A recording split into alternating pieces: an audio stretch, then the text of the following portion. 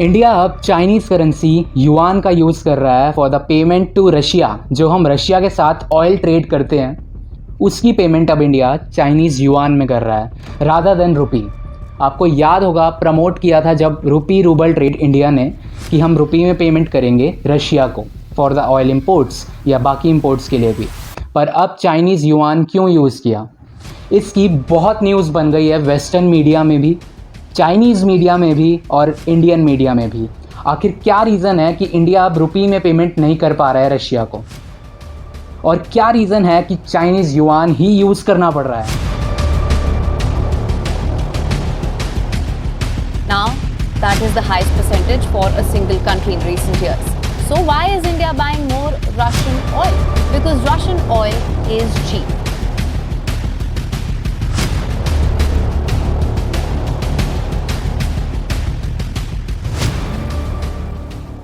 तो Ukraine Russia war से पहले ये सारा पेमेंट डॉलर्स में होता था बिकॉज वो एक इंटरनेशनल करेंसी है भी। पर जैसे ही रशिया ने यूक्रेन पे अटैक किया वैसे ही यूरोपियन यूनियन और यूएसए ने रशिया पर सैंक्शंस लगा दिए कि रशिया से ऑयल नहीं लेना, और अगर लेना है तो एक सर्टेन लिमिट तय कर दी। साथ ही साथ उनको स्विफ्ट ट्रांजैक्शन सिस्टम से भी निकाल दिया। जैसे यूपीआई इंडिया में एक ट्रांजैक्शन सिस्टम है, वैसे ही स्विफ्ट पूरा ग्लोबल ट्रांजैक्शन सिस्टम है।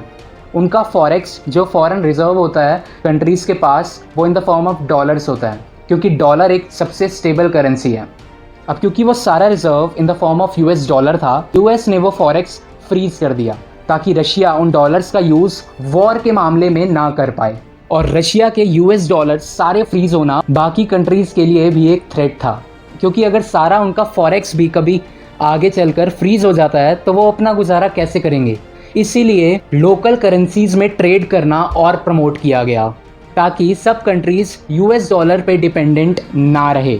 और इसी के चलते चाइना को भी मौका मिला दैट वो अपना चाइनीज़ युआन को और इंटरनेशनलाइज कर पाए और प्रमोट कर पाए। और इंडिया ने भी यही सोचकर रुपी रूबल ट्रेड प्रमोट करी और कुछ टाइम ये अच्छे से चला। इंडिया ने लगातार रुपी में पेमेंट करी रशिया को फॉर द ऑयल इंपोर्ट्स। और रशिया से ही क्यों ऑयल इंपोर्ट्स करे ये एक अलग स्टोरी है, क्योंकि रशिया से बहुत कम कंट्रीज़ अब ऑयल परचेज कर रही थी ड्यू टू यूएस सैंक्शंस। तो रशिया से इंडिया को बहुत ही अच्छे रेट्स पर ऑयल मिल रहा था। अब रुपी में अच्छी खासी पेमेंट चल रही थी, बट फिर क्या दिक्कत आई। एक्चुअली जब हम रशिया और इंडिया ट्रेड की बात करते हैं, इंडिया हैज़ ट्रेड डेफिसिट। अब ट्रेड डेफिसिट का मतलब आम भाषा में कहूँ तो एक्सपोर्ट माइनस इंपोर्ट्स इंडिया का नेगेटिव है। मतलब इंडिया एक्सपोर्ट कम कर रहा है रशिया को, पर इंपोर्ट बहुत ज़्यादा। और ट्रेड डेफिसिट छोटा मोटा नहीं, पूरे 34 बिलियन डॉलर्स का है। यही परेशानी आई थी रूबल रुपी ट्रेड को। अब इससे कुछ ऐसे समझते हैं, इंडिया ने रुपी में पेमेंट किया रशिया को।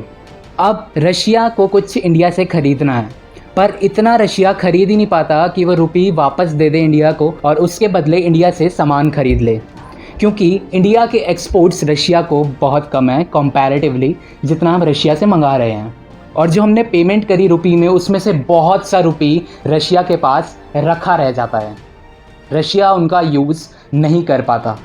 पर अब इंडिया को ऑयल इंपोर्ट तो कराना ही था, वो भी अच्छे रेट्स पे, तो रशिया ही एक ऑप्शन बचा। इसीलिए अब इंडिया को यूज़ करना पड़ा चाइनीज़ युआन, क्योंकि रशिया और चाइना की ट्रेड की अगर हम बात करते हैं तो रशिया ट्रेड डेफिसिट पर है। रशिया चाइना से बहुत कुछ इंपोर्ट कराता है जबकि एक्सपोर्ट चाइना को कम करता है।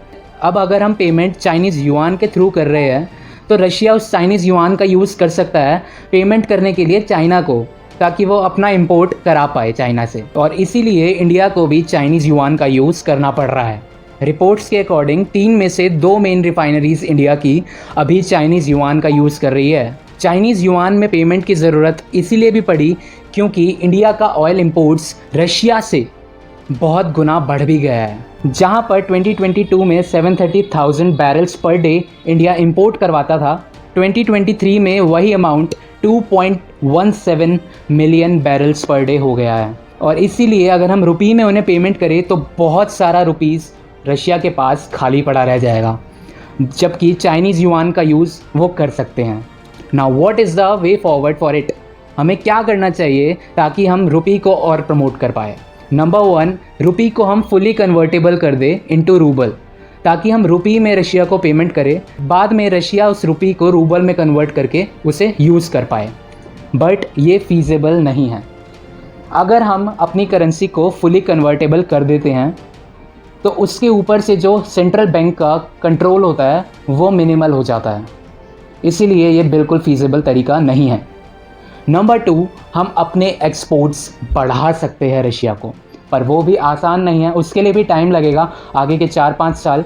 हम अपने एग्रीकल्चरल, केमिकल्स, मेडिसिन्स के एक्सपोर्ट रशिया को और बढ़ा सकते हैं, but things don't happen overnight. हमें और टाइम लगेगा और इन्वेस्टमेंट चाहिए होगा इसके लिए, और उसके बाद ही रुपये की पोजीशन और स्ट्रॉन्ग होगी।